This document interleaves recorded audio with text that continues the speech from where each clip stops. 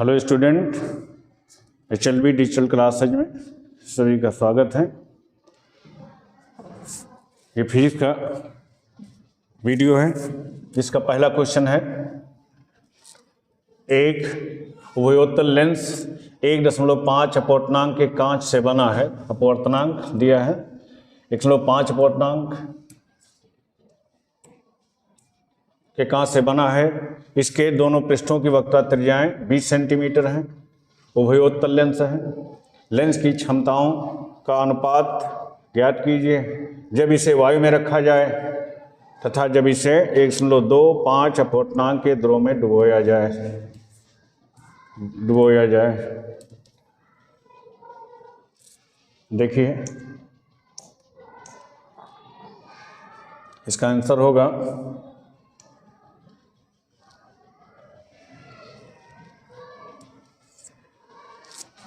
देखिए, उभयोत्तल लेंस दिया हुआ है। इसका जो अपवर्तनांक दिया है ANG दिया है 1.5 है। इसके दोनों पृष्ठों की वक्रता त्रिज्याएं 20 सेंटीमीटर हैं। तो R1 बराबर R2 बराबर 20 सेंटीमीटर दिया है। लेंस की क्षमताओं का अनुपात ज्ञात करना है, अर्थात P अगर द्रव में है और P वायु में है और P द्रव में है तो उसका अनुपात ज्ञात करना है। ज्ञात कीजिए इसे वायु में रखा जाए जब इसे द्रव में, तो द्रव के लिए अपवर्तनांक दिया है, हमारा दिया है LNG का मान हमको दिया है 1.25 है। अब देखिए, हमारा जो फार्मूला होता है, तो वायु में जब हमारा स्थित है लेंस, तो जब इसे वायु में रखा जाए तब इसका अपवर्तनांक, तो जब लेंस वायु में है, जब लेंस वायु में है तो लेंस की क्षमता P बराबर 1/f, और 1/f बराबर होता है 1/f बराबर n-1 1/r1 माइनस 1/r2, ये हमारा होगा। अब 1/f अब दिया है वायु के लिए, तो वायु में होगा ये n का मान रख देंगे 1.5 माइनस 1 1/r1 माइनस 1/r2 के, तो ये हमारा घट जाएगा, तो बचेगा 0.5 1/r1 माइनस 1/r2, ये हमारा हो जाएगा 1/f बराबर, जिसको हम P भी कह सकते हैं। P भी ये हमारी हो गई समीकरण 1। जब लेंस द्रव में है, कह रहा है द्रव में डुबोया जाए, तो देखिए, जब लेंस द्रव में है तो लेंस की क्षमता, द्रव में है तो लेंस की क्षमता P डैश बराबर 1/f डैश, तो ये P डैश बराबर हमारा हो जाएगा 1/f डैश बराबर n, ये हो जाएगा LNG हो जाएगा द्रव के लिए LNG minus 1/r1 minus 1/r2 के बराबर LNG का मान रख देंगे, तो 1/f डैश P डैश बराबर हो जाएगा 1/f डैश बराबर हमारा होगा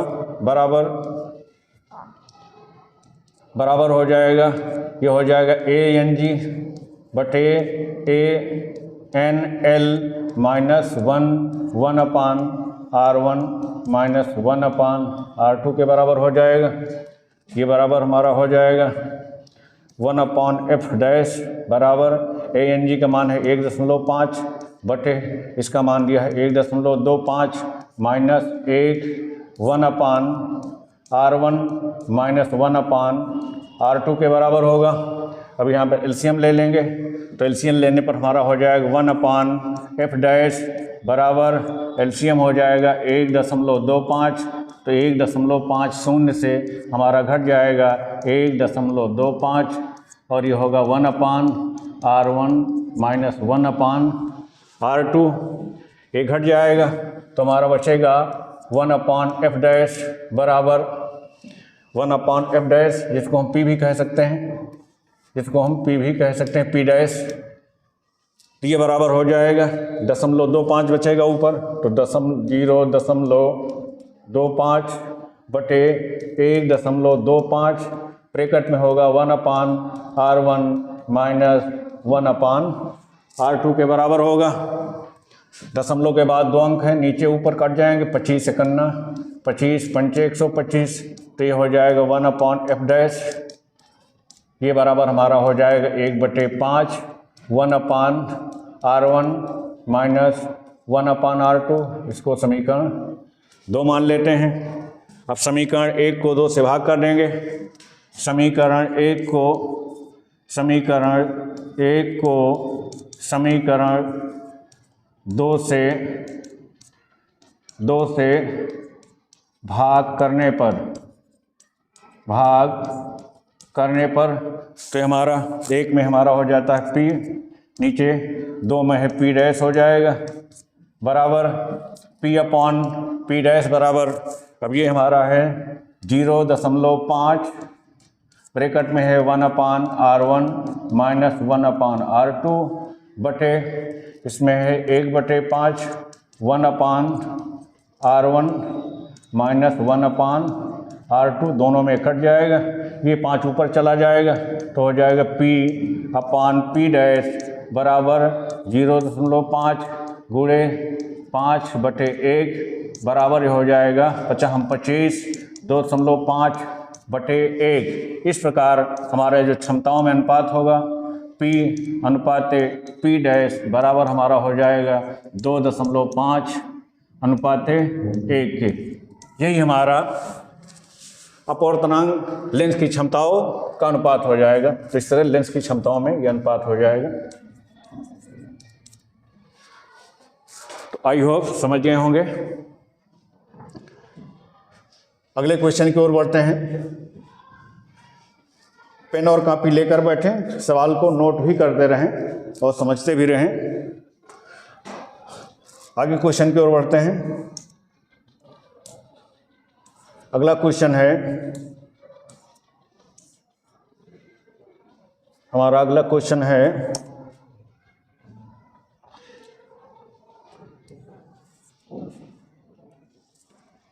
देखिए 60 डिग्री अपवर्तक कोण वाले, तो हमारा अपवर्तक कोण दिया है 60 डिग्री, तो इसका आंसर होगा अपवर्तक कोण ए बराबर हमारा दिया है 60 अंश। अपवर्तक कोण वाले प्रिज्म का पीले प्रकाश के लिए अपवर्तनांक √2 है। अपवर्तनांक n बराबर हमारा दिया है √2 के। अल्पतम विचलन की स्थिति में ज्ञात कीजिए। पहला ज्ञात करना है अल्पतम विचलन कोण, दूसरा आपतन कोण, तीसरा अपवर्तन कोण, चौथा निर्गमन कोण। 4 बातें हमको ज्ञात करनी है। अब हमें पता है चूंकि अपवर्तनांक n बराबर हमारा होता है sine A plus delta m/2 upon sine A/2 के। तो n का मान हमारा दिया है √2 के, तो √2 बराबर हमारा हो जाएगा साइन A का मान हमारा दिया 60 अंश, तो 60 plus delta m/2 upon sign 60 अंश, ये हो जाएगा 60/2, ये हो जाएगा 30। तो इस तरह से साइन 30 अंश से बचेगा, तो ये इसमें गुणा हो जाएगा। तो इस तरह से हमारा ये हो जाएगा, पक्षांतरित करेंगे तो हमारा हो जाएगा साइन 60 प्लस डेल्टा m/2 बराबर √2 और साइन 30 का मान होगा 1/2 के। साइन 30 बराबर होता है 1/2 के, तो √2 से 2 काटेंगे तो √2 बचेगा, तो हमारा हो जाएगा साइन 60 प्लस डेल्टा m/2 बराबर ये बचेगा 1/√2 जो कि बराबर होता है साइन 45 डिग्री के। साइन ये हमारा हो जाएगा 45, 1/√2 साइन 45 का मान होता है। अब ये साइन से हमारा साइन कट जाएगा, इस तरह से हमारा हो जाएगा 60 प्लस डेल्टा m/2 बराबर हमारा हो जाएगा 45 के। तो इस तरह से हमारा हो जाएगा 60 प्लस डेल्टा m बराबर 45, अंश 2 से गुणा कर देंगे तो ये हमारा 90 डिग्री हो जाएगा। इस प्रकार हमारा डेल्टा m हमारा हो जाएगा 90, 60 पर छांतित करेंगे तो माइनस हो जाएगा, तो कुल मिला के हमारा बचेगा ये 30 डिग्री। इस तरह से अल्पतम विचलन, पहला अल्पतम विचलन कोण हमारा हो जाएगा। ये हमारा पहला आंसर होगा। तो इस तरह से अल्पतम विचलन हमारा डेल्टा m बराबर हो जाएगा 30 डिग्री, 30 डिग्री के। तो एक आंसर हमारा ये हो गया। फिर कह रहा है आपतन कोण ज्ञात कीजिए। दूसरे में आपतन कोण हमें ज्ञात करना है, आपतन कोण I बराबर हमें ज्ञात करना है, I निकालना है दूसरे में।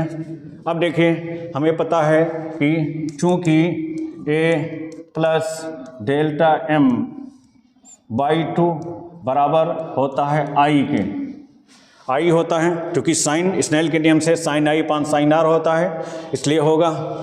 इसलिए अब हम मान रख देते हैं तो हमारा I बराबर हो जाएगा, I बराबर A का मान हमारा है 60 अंश, डेल्टा हमारा है 30 अंश बटे 30 डिग्री हो जाएगा, बटे 2 हो गया। 60 और 30 जोड़ देंगे तो 60 30 90 हो जाएगा, तो ये हो गया हमारा 90 डिग्री। 2 से डिवाइड कर देंगे तो ये हो जाएगा 45 डिग्री के। इस तरह से हमारा I का मान हो जाएगा 45 डिग्री। इस तरह से हमारा आपतन कोण I बराबर 45 डिग्री हो जाएगा। फिर तीसरा आंसर हमारा है, तीसरा पूछ रहा है अपवर्तन कोण का मान ज्ञात कीजिए। अब अपवर्तन कोण हमारा R होता है, अपवर्तन कोण, तो अपवर्तन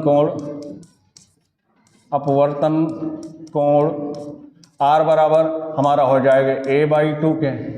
R बराबर A/2, A का मान हमको दिया है 30 डिग्री, R बराबर हमारा हो जाएगा A दिया है 60 बटे 2, 2 से डिवाइड कर देंगे तो ये हमारा हो जाएगा 30 डिग्री के। इस तरह से हमारा अपवर्तन कोण हो जाएगा 30 डिग्री, 30 डिग्री आ गया। फिर चौथा पूछ रहा है निर्गमन कोण। निर्गमन कोण क्या होगा? अब देखिए निर्गमन कोण जो हमारा होता है निर्गमन कोण, तो निर्गमन कोण इसको स्टीरियर एंगल बोलते हैं। तो ये E बराबर, ये निर्गमन कोण हमेशा आपतन कोण I के बराबर होता है। और चूँकि हमारा I आपतन कोण निकल चुका है 45 डिग्री के, 45, I बराबर हमारा 45 है, इसलिए हमारा निर्गमन कोण भी 45 डिग्री हो जाएगा। तो इस तरह से ये हमारे आंसर हो जाएंगे। आई होप समझ गए होंगे। स्क्रीनशॉट लेना चाहते हैं तो ले लें।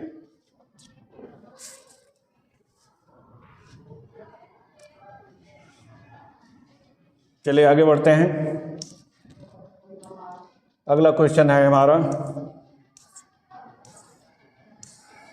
अगला क्वेश्चन है निर्वात में एक आवर्त वैद्युत चुंबकीय तरंग के चुंबकीय क्षेत्र वाले भाग का आयाम B0 510 नैनो टेस्ला है। अब इसमें हमारा B0 दिया हुआ है, B0 बराबर हमारा है 510 नैनो टेस्ला के, नैनो टेस्ला दिया है, नैनो टेस्ला के बराबर है। इसलिए इसको हम इस मानक यूनिट में बदलेंगे तो हो जाएगा 510, नैनो को बदल लेंगे तो 10 की पावर -9 हो जाएगा, तो ये इतने टेस्ला के बराबर हो जाएगा। तो इस तरह से हमारा B0 हमको ज्ञात हो गया। तरंग के वैद्युत क्षेत्र वाले भाग का आयाम ज्ञात कीजिए, अर्थात हमको ज्ञात करना है E0 ज्ञात करना है हमको। E0 क्या होगा? C का मान मालूम हमें 3 × 10 की पावर 8 मीटर प्रति सेकंड होता है। अब हमें पता है कि चूंकि ई नॉट बटे बी नॉट बराबर होता है, ई नॉट बटे बी नॉट बराबर होता है सी के, इसलिए ई नॉट बराबर हमारा हो जाएगा, ई नॉट बराबर हो जाएगा सी गुणे बी नॉट के, सी गुणे बी नॉट के, इसलिए ई नॉट बराबर होगा सी 3 गुणे 10 की पावर 8। बी नॉट का मान है हमारा, बी नॉट हमारा है 510 गुणे 10 की पावर -9 टेस्ला के। अब देखिए ये हमारा 10 की पावर 8 प्लस और ये 0 9 और 10 की पावर -9 हमारा कट जाएगा। इस तरह से ये हमारा हो जाएगा ई नॉट बराबर हमारा हो जाएगा 3 को गुणा तो ये बचेगा 3 गुणे 51 के। इस तरह से ई नॉट बराबर हमारा हो जाएगा 3 गुणे 51, गुणा कर देंगे 3 एकन्ना 3, 3 पची 15, 3 पची 15, तो ये हमारा ई नॉट का मान आ जाएगा। ई नॉट बराबर 153 हमारा वैद्युत क्षेत्र का मान पूछ रहा है, तो वैद्युत क्षेत्र का जो हमारा आयाम होगा वो ई नॉट बराबर 153 वोल्ट प्रति मीटर हो जाएगा, वोल्ट प्रति मीटर, यही हमारा आंसर हो जाएगा।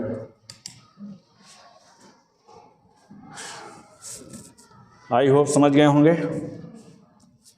आगे अगले क्वेश्चन की ओर। अगला क्वेश्चन हमारा है,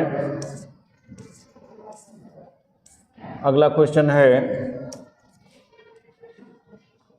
चुंबकीय क्षेत्र का फ्लक्स एक बंद चुंबकीय लूप में समय के साथ फाई बराबर AT² plus BT plus C के अनुसार परिवर्तित होता है।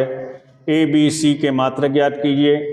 A बराबर 0.3, B बराबर 0.6 तथा C बराबर 0.8 हो तो T बराबर 2 सेकेंड पर प्रेरित विद्युत वाहक बल का मान ज्ञात कीजिए। फैराडे की विद्युत चुंबकीय प्रेरण संबंधी नियमों का उल्लेख कीजिए। तो फैराडे की विद्युत चुंबकीय प्रेरण के नियम भी लिखने हैं। चुंबकीय क्षेत्र का फ्लक्स समय के साथ फिर वही समीकरण डी है, परिवर्तित होता है। फिर उसमें ABC के मात्रक ज्ञात करने हैं, उसमें भी ज्ञात करने थे। नीचे तीसरा, ये सब परीक्षाओं में आए हैं। कभी ये क्वेश्चन पूछे, कभी इस तरह से पूछ लेते हैं, कभी इस तरह से पूछ लेते हैं। क्वेश्चन हमारा एक ही है। A बराबर इतना, B बराबर वही 0.6, C बराबर 0.8 मात्रक हो तो T बराबर 2 सेकेंड पर प्रेरित विद्युत वाहक बल की गणना कीजिए। तो इस तरह से हमारा इंपॉर्टेंट क्वेश्चन है। देखिए चलते हैं, तो इसमें भी पूछ रहा है कि फैराडे की विद्युत चुंबकीय प्रेरण संबंधी नियमों का भी उल्लेख कीजिए। तो पहले फैराडे का विद्युत चुंबकीय प्रेरण संबंधी नियम देखते हैं, उसके बाद न्यूमेरिकल की ओर बढ़ते हैं। तो देखिए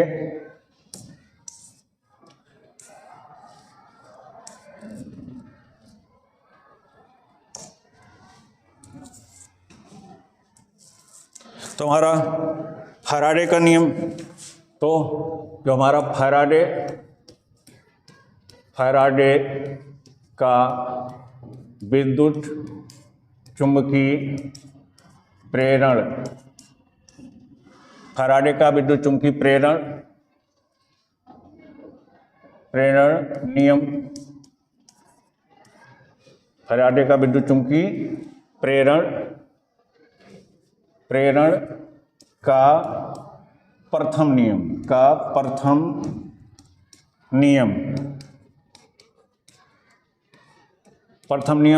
अब देखिए प्रथम नियम क्या होता है। जब किसी कुंडली से बद्ध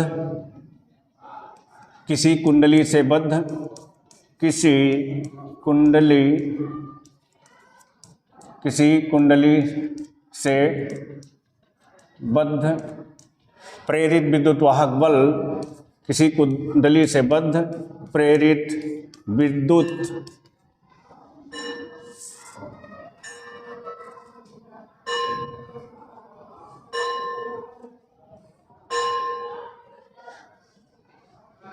किसी कुंडली से बद्ध प्रेरित विद्युत वाहक बल E का मान फ्लक्स परिवर्तन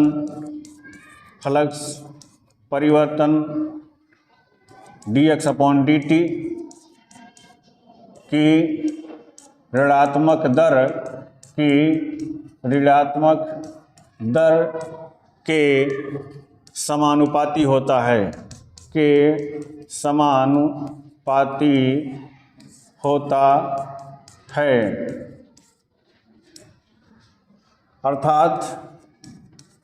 अर्थात E proportional to minus d phi upon dt के, या प्रोपोर्शनल हटा देते हैं तो E बराबर minus d phi upon dt, मात्रक इसका वोल्ट होता है, मात्रक क्या होता है, मात्रक वोल्ट होगा। यदि कुंडली में फेरों की संख्या n है, यदि कुंडली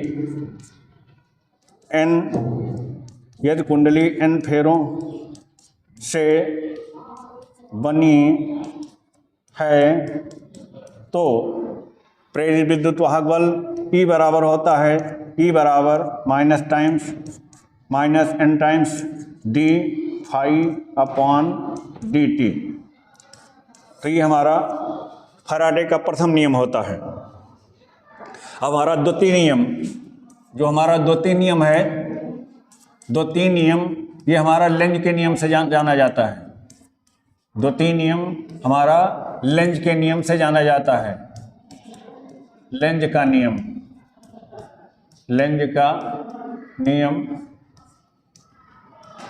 अब देखिए ये क्या होता है। लेंज का नियम या द्वितीय नियम, किसी परिपथ में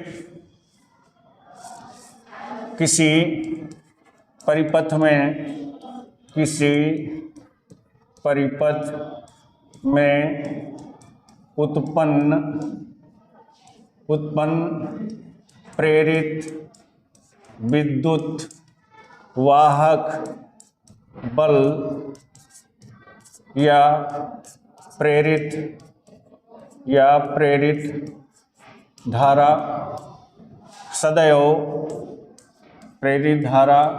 सदैव उस कारण का विरोध करते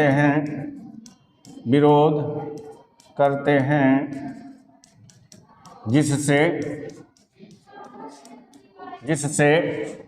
वह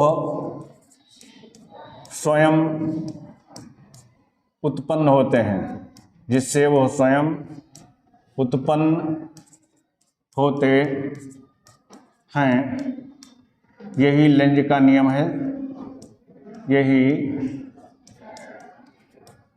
लेंज का नियम है। यह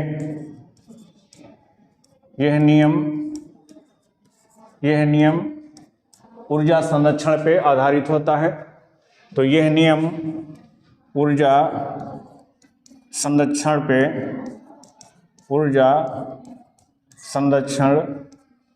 पर आधारित है। तो इस तरह से हमारे फैराडे के विद्युत चुंबकीय प्रेरण संबंधी दो नियम होते हैं।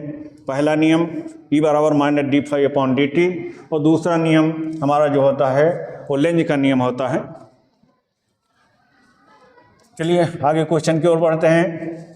अब कहता है इसमें कि ABC हमारा जो व्यंजक दिया है, जो हमारा व्यंजक है, तो व्यंजक हमारा है, तो उस व्यंजक के द्वारा हमें ABC के मात्रक ज्ञात करने हैं। T बराबर 2 सेकंड पे हमें प्रेरित विद्युत वाहक बल की गणना भी करनी है। तो चलिए आगे बढ़ते हैं न्यूमेरिकल के लिए। आई होप समझ गए होंगे। अब आगे न्यूमेरिकल के लिए देखिए, हमारा व्यंजक दिया है, हमको व्यंजक पता है, ये हमारा व्यंजक दिया है। फाई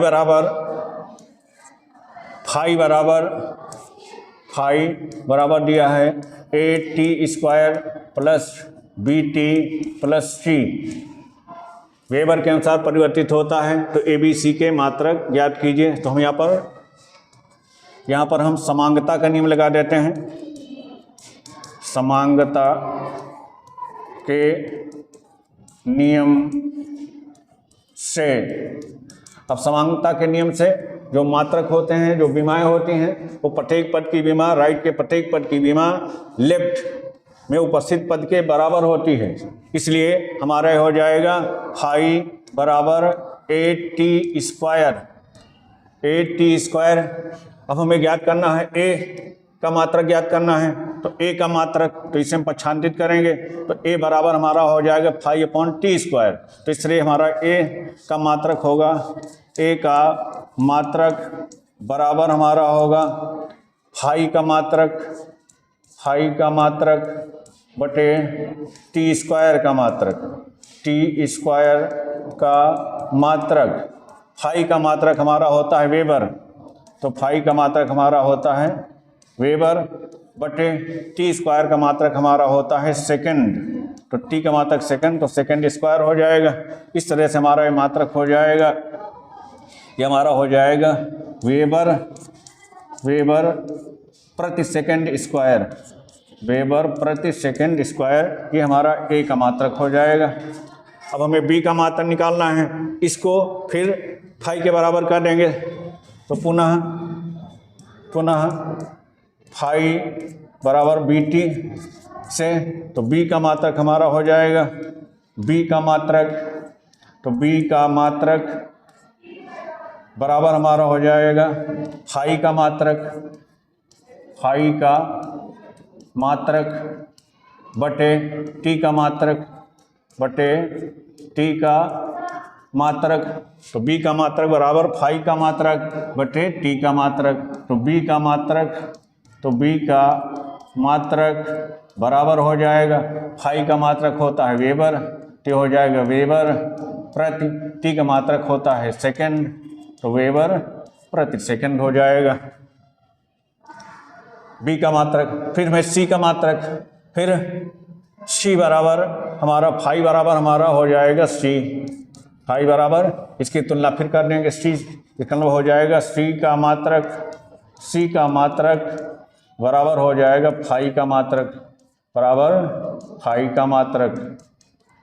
का मात्रक हमारा होता है वेबर, इसलिए हमारा सी का मात्रक हो जाएगा, सी का मात्रक बराबर हमारा हो जाएगा फाई का मात्रक, और फाई का मात्रक होता है वेबर के। तो इस तरह से हमारे ए बी सी के मात्रक ज्ञात हो गए।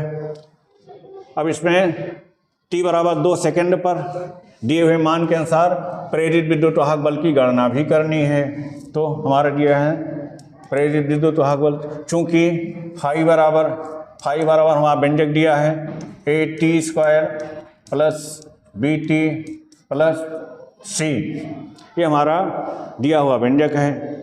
अब इसको हम दोनों पक्षों में डिफरेंशिएट कर देते हैं, तो दोनों पक्षों का अवकलन करने पर, दोनों पक्षों का अवकलन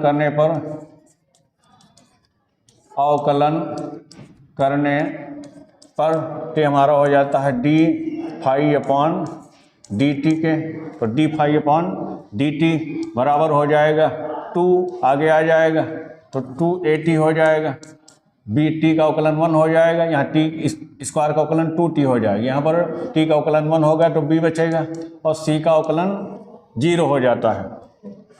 अब हमें प्रेरित विद्युत वाहक बल ज्ञात करना है। अब चूँकि प्रेरित विद्युत वाहक बल ई बराबर हमारा होता है minus d phi upon d t के, इसलिए हमारा ई बराबर हो जाएगा, ई बराबर माइनस अब d phi upon d t का मान, तो d phi upon d t हमारा ये हो जाएगा 2AT प्लस बी के बराबर, तो ये बराबर हो जाएगा -2 ए का मान हमको दिया गया है 0.3, तो 0.3 फिर टी दिया है 2 सेकेंड, तो ये हो जाएगा 2 प्लस बी का मान दिया है हमारा 0.6, तो हो जाएगा 0.6, तो ई बराबर हमारा हो जाएगा माइनस, अब ये गुणा करेंगे 2 दूना 4 तिहाई 12, 1.2 हो जाएगा, प्लस 0.6, दोनों को ऐड कर देंगे। इस प्रकार हमारा प्रेरित विद्युत वाहक बल E बराबर हो जाएगा -1.8। प्रेरित विद्युत वाहक बल का मात्रक होगा वोल्ट। तो इस तरह से हमारा प्रेरित विद्युत वाहक बल E बराबर -1.8 वोल्ट हो जाएगा। इस तरह से आप समझ गए होंगे। आगे अगले क्वेश्चन की ओर बढ़ते हैं। तो इस तरह से फैराडे के नियम और इस पर संबंधित क्वेश्चन हो गया और आप समझ भी गए होंगे, आशा करता हूं। चलिए आगे क्वेश्चन की ओर बढ़ते हैं। अगला क्वेश्चन है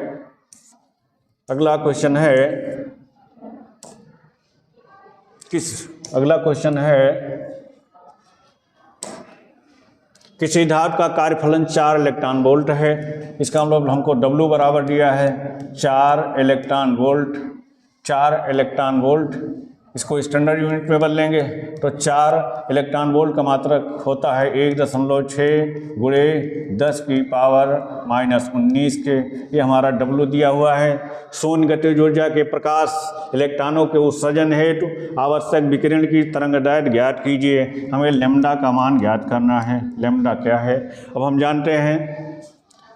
हमें पता है चूंकि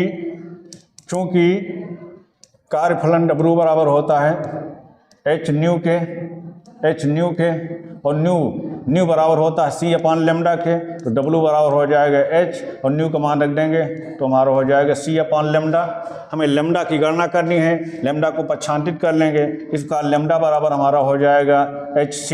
W पक्षांतित होकर के नीचे आ जाएगा और इन मानों को रख देंगे। h फलांग नियतांक है, इसका मान होता है 6.6 गुणे 10 की पावर -34। C का मान होता है 3 गुणे 10 की पावर 8 बटे कार्यफलन हमारा हो जाएगा 4 गुणे 1.6 गुणे 10 की पावर -19। तो इस तरह से ये हमारा मान हो गया। देखिए यहाँ लिख देते हैं। इसका लैम्ब्डा बराबर हमारा आ गया लैम्ब्डा बराबर 6.6 गुणे 10 की पावर -34 गुणे 3 गुणे 10 की पावर 8 बटे 4 गुणे 1.6 गुणे 10 की पावर -19 के। हल कर लेते हैं तो हमारा दशमलव से दशमलव कट जाएगा।